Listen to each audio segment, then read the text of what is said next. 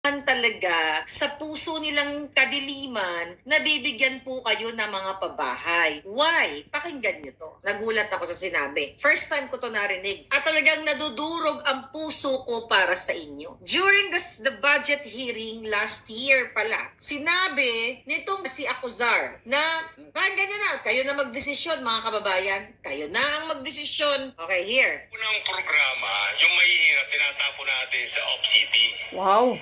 Diba? Relocation site. Itatapon. Diba? Para mabigyan ng murang pabahay. Okay, ulitin ko ha. Pakinggan ko. Ang tinatapon nila ang mga mahihirap sa off-city. Ibig sabihin, sa mga bundok ng tralala, yung walang resources, walang trabaho. Kaya Listen nga. to this. Yung mahihirap, tinatapo natin sa Op-City. Diba? Relocation site. Diba? Para mabigyan ng murang pabahay. Opo. Doon ang nangyayari po ngayon. Ang nangyayari po ngayon. Sugutin natin. Tinawat siya. Sorry po. Nire-relocate po natin sa ibang lugar yung mahihirap. Okay. Nakita nyo? Sabi niya, ang mahirap itinatapon natin sa off-site. Yun, during that budget hearing, may nag-correct sa kanya, hindi lang audible, na parang ganon, itatapon nyo na lang ang mahihirap. Ano po ibig sabihin yan? Hindi yan slip of the tongue. Itong Correct. baka ng Genemes na si Acuzar sa utos ni Bangag. Yung mga pabahay, yung mga mahihirap, ang trato sa inyo ay isang dumi na Exactly. itatapo na lang sa off-city. Gaano kasakit sa inyong mga palangga na mahihirap na umaasa na kalingain ng gobyerno? Pakinggan nyo uli. Yung mahihirap, tinatapo natin sa Op-City. Diba? Relocation site. Okay? Ang mahihirap, tinatapon. Ganon, mga kababayan, ang trato sa inyo. Tinatapon kayo. Kaya, di ba po, pag kayo ay nare-relocate, the right word is relocation, kaya kinorek siya. Kasi kung mahal mo ang Pilipino, never ever mong sasabihin ang mga mahirap ay itatapon mo lang. I-relocate mo, bibigyan mo ng magandang programa. Ang tingin sa inyo, mga kababayan, ay isang basura na itatapon Exactly. kayo sa mga bundok ng tralala, doon sa sinasabi niyang off-city, which kung saan man yon, kasi ang tingin po sa inyo ay isang dumi sa lipunan. Kaya tinatapon kayo. Itong statement niya, coming dito sa kanyang pusong itim, nadudulas ang bibig. Kasi nakaprogram sa utak nitong na ang mga mahihirap ay tinatapon lang. Sino nag-appoint nito? Si Bangag Jr. Yan din ang tingin sa inyo. Dahil kung ako ang nag-appoint dito, the moment na sinabi niya na ang mahihirap ay itatapon namin, tatanggalin ko lahat yan. Nasaan ang pagmamahal niya sa mahihirap? Wala. Una, itatapon kayo. Then, yung pangako sa inyo, kaya siya nandyan sa housing, 1 million na bahay every year. Wala. Sabi nga, 140 lang daw matatayo nila. Up to this day, 2 years na.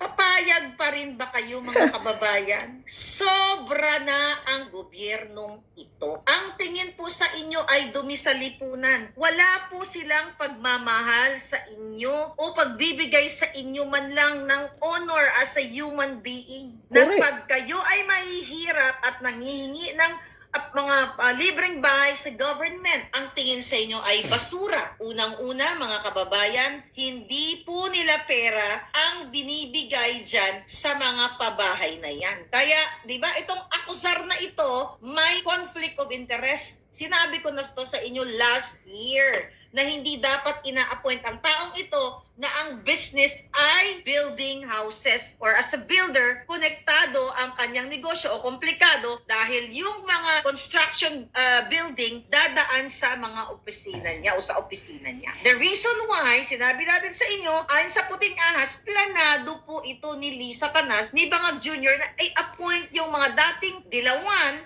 kasi yalo na yung mga magagaling magnakaw.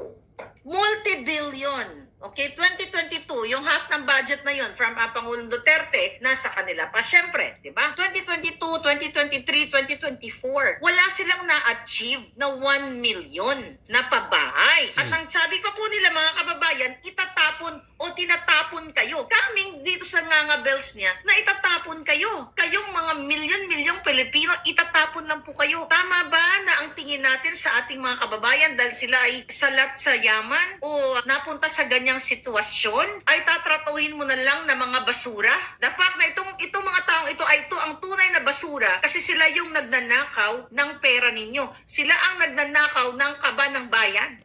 Correct. Mga kawatan. Ang mga ina-appoint ni Lisa Marcos, mga kawatan, may mga record, may mga issue ng korupsyon. Yung sinasabi ni Marcos Jr. na may pabahay daw siya every year 1 million, kasinungalingan. Kaya nga, yung nakaraang araw ng SONA niya, hindi niya na minimension yung pabahay na yan. Dahil wala naman talagang nagawa. Dahil yung pabahay daw na yan, inaamin na nung sino yung umamin dyan na kabinete niya, na hindi naman daw talaga kaya. Nasa magpabahay ng 1 million every year.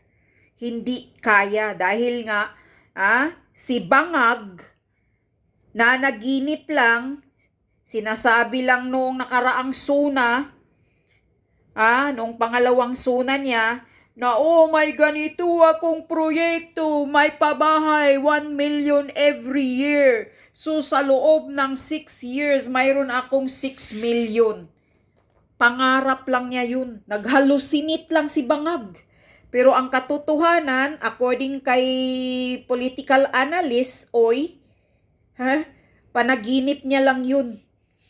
Paano ka makapagsabi na wala nga daw lupa, walang budget, wala pa nga daw yung location na talagang doon gagawin yung pabahay. Pero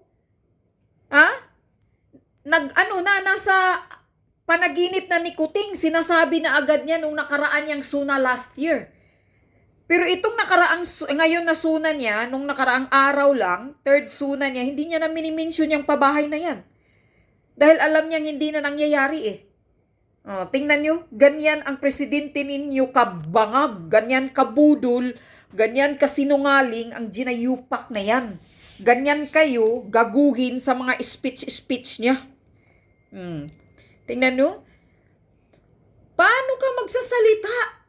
Sasabihin mo sa publiko na mayroon akong mga pabahay na gagawin, wala pa nga daw plano, wala pa nga daw budget, wala pa nga daw lupa kung saang banda, saang area magpagawa ng bahay.